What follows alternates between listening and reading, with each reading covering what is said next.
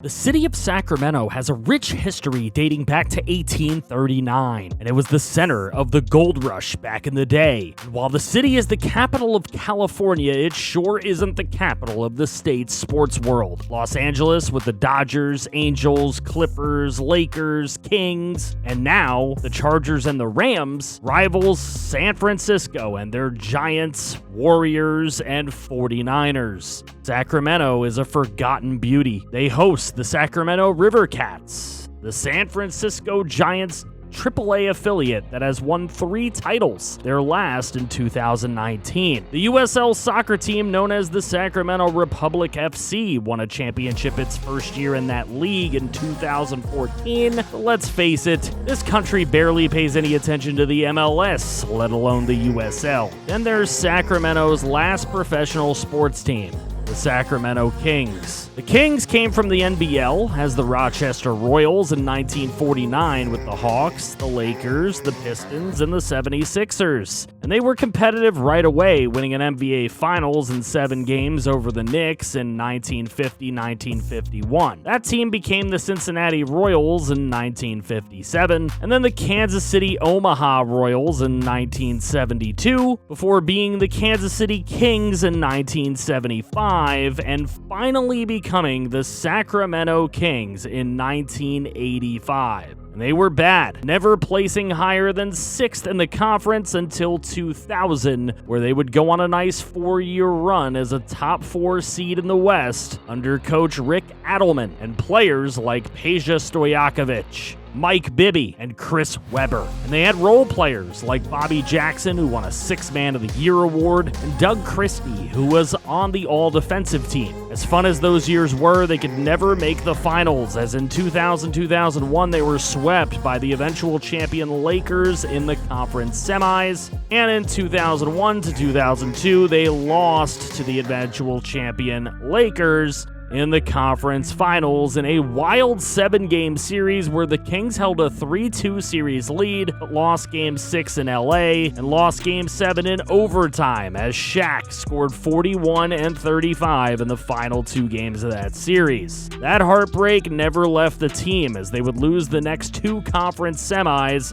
in 7 games to both the Mavericks and the Timberwolves, before becoming a team that would get bounced in the opening round just 2 times before falling into oblivion, as they have not seen the postseason or posted more than 39 wins in a season since the 2005-2006 league year. Sacramento, fear not. We are here to change that. Welcome to the Sacramento Kings GM MyLeague on NBA 2K23. Now, what the heck am I talking about, GM MyLeague? Well, I stink at this game. Not ashamed or afraid to admit that. I can't play on a higher setting, and on the lower setting, I just dominate. So we will see some gameplay. We'll see our team on the court, but not controlled by yours truly. I'm the GM, and I will make this team great. Kings fans will forget about all the heartbreak of the early aughts, but first, this team might stink for a little bit, but it is growing. De'Aaron Fox is a great talent that we'll see if we can build around, and the Kings have started to with Domantas Sabonis on the squad for a couple of seasons. Davion Mitchell, 2021's 9th overall pick, and Keegan Murray, 2022's 4th overall pick, are going to need to be cornerstones as well. Harrison Barnes likely won't be with us after this year unless he takes a huge pay cut, and I like the additions of Kevin Huerter and Malik Monk as younger guys who can maybe find that potential moving forward.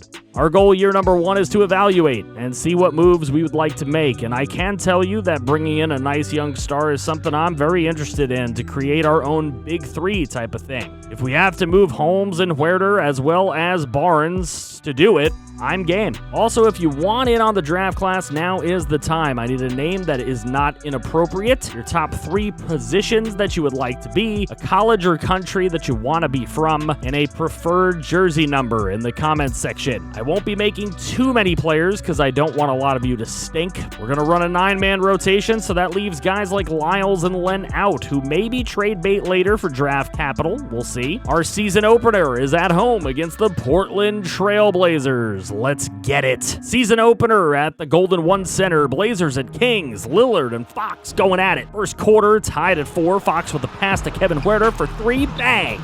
Other end, beautiful pass inside to Nurkic. Blazers take the lead. Then it's Fox behind the back to Sabonis. What a pass. Later, it's Fox dancing and knocking down the long ball. And Malik Monk joins with a nuke of his own. Kings led by 6. To the second quarter we go. Anthony Simmons pops a 3-ball. Bang. And that gets matched here with a pass to Huerter alone in the corner. You betcha. Here's a nice catch and shoot from Monk to get the Kings up 11. But later, the lead is just 4 as a pass to Winslow inside. Late in the quarter, Josh Hart finds Dame Lillard all alone for his 3-ball to rattle in, and into the second half we go. Third quarter, Blazers down 6. Dame with a catch-and-shoot 3 to get it within 3. Later, they're down 12, getting a nice inside pass to Watford for an easy bucket. Anthony Simmons proving the mid-ranger isn't a lost art with this beauty to get the Blazer deficit to single digits. And then Dame Lillard takes his free run to the bucket. Emphatic finish, 5-point game. Simmons off the screen for 3.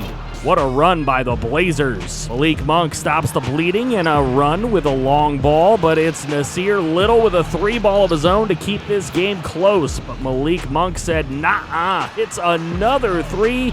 We roll into the fourth quarter with the Kings up 5. Anthony Simmons stays hot, though, with another 3-ball, and then his best shot of the day, falling away, nails the 3.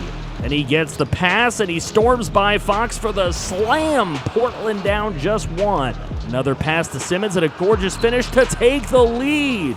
Domantas Sabonis went to work getting an inside bucket and the foul. Later, the Kings led by 11 again. The feed to Dame was good for 3, but it was not enough as the Kings win their opener 117-106 behind De'Aaron Fox and his 46 points. Sabonis adds 27 and 15 boards, and for the Blazers, Lillard goes for 31 and Simmons for 20. Kings then stood home for a win against the Clippers 116-107 behind Keegan Murray's 21 points and 7 boards. Sabonis added 14 boards and 14 assists as the Kings withstood 42 points from Paul George and held Kawhi to just 13. Kings did not get as lucky on the road against the Warriors, falling 114-119 as Fox hasn't been a top performer since his opening night 46. Curry's 29 and Wiggins' 23 were able to take down the double-doubles from Murray and Sabonis for the Warriors to remain undefeated. Ja Morant's 21 points helped the Grizzlies roll into Sacramento for a 104-95 win, overcoming Sabonis' big night as he went for 28 points and 13 boards. The Kings were sent to 2-2. The now 500 Kings host the 2-4 Heat at the Golden One Center as Bam Adebayo and Domantas Sabonis both averaging double-doubles on the year. First quarter action, and it's Domantas Sabonis posterizing for bucket number 1. Pretty shot here. It's Tyler Hero. Step back 3. Good. Adebayo sighting. Pass inside. Dunk. Too easy.